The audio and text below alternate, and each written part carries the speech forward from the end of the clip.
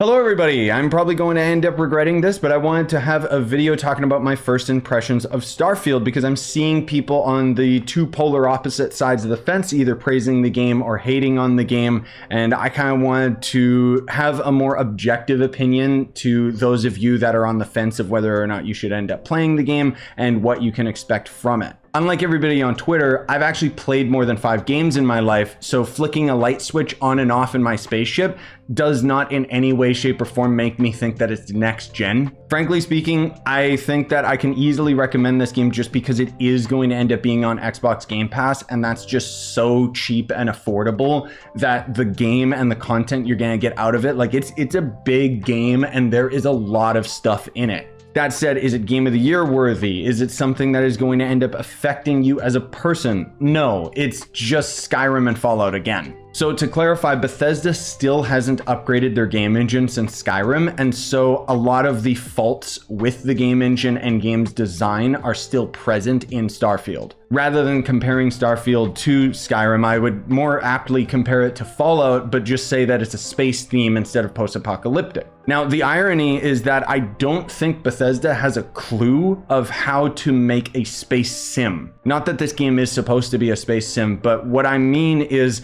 I found it very, very immersion breaking that I'm supposed to be in outer space and flying around in my ship to other planets and stuff.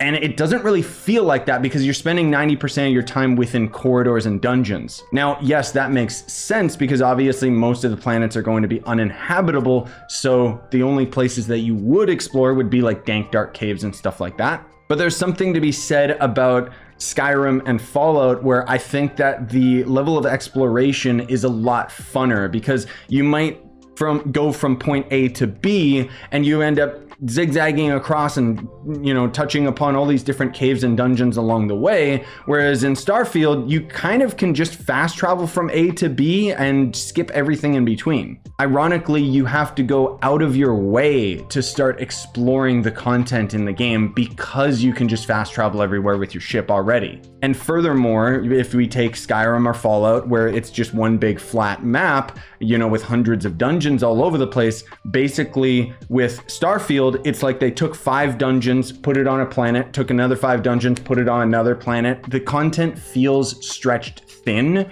rather than expanded upon. Bethesda has basically taken all of the gameplay from their previous games and just applied it to a different filter, which isn't necessarily a bad thing because I think that the Bethesda game loop is really, really solid. You know, grinding and leveling up and exploring and everything like that is really, really cool and a lot of fun. But it also kind of suffers from the same things that didn't really bother me so much when I was playing Skyrim or Fallout, namely the amount of content that is thrown at you and the clear distinction between main quest content, side content, and miscellaneous content. Main quest content obviously is very laser focused. I still run into a lot of bugs with it because it's a Bethesda game after all. But generally speaking, these areas are very expansive and very unique. Side quest content is hit or miss. Sometimes it can be interesting, but for the most part, it'll just be you walking in a straight line to a cave and having nothing interesting in between. Again, arguably, this is normal for most video games and can end up being fun when you have like a nice chill rhythm to it all. But I find that the pacing in Starfield is probably the worst they've ever had in a Bethesda game because you don't start out in prison or do anything cool. You're literally just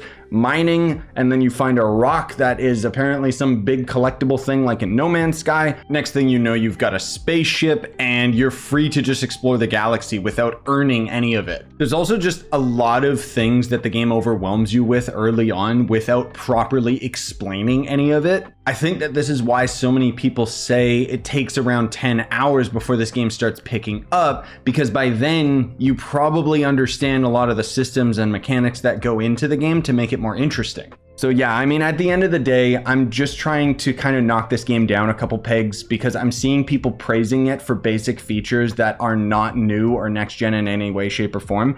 And most of all, it's not because I'm trying to hate on the game or even like trying to attack people that think that this is their favorite game, even though it has barely been out for a week. Most of all, I'm trying to set your expectations lower than what you might have seen so that you can go into the game and more than likely appreciate it more. The fact that this game is going to end up being on Game Pass like tomorrow is pretty insane considering the amount of content in it. But is this going to end up being Bethesda's best game ever? No, Skyrim was their peak, and so far they haven't really been able to capture that same lightning in a bottle. All they've really done is just expand upon the mechanics that they created in Skyrim, and that's enough for most people.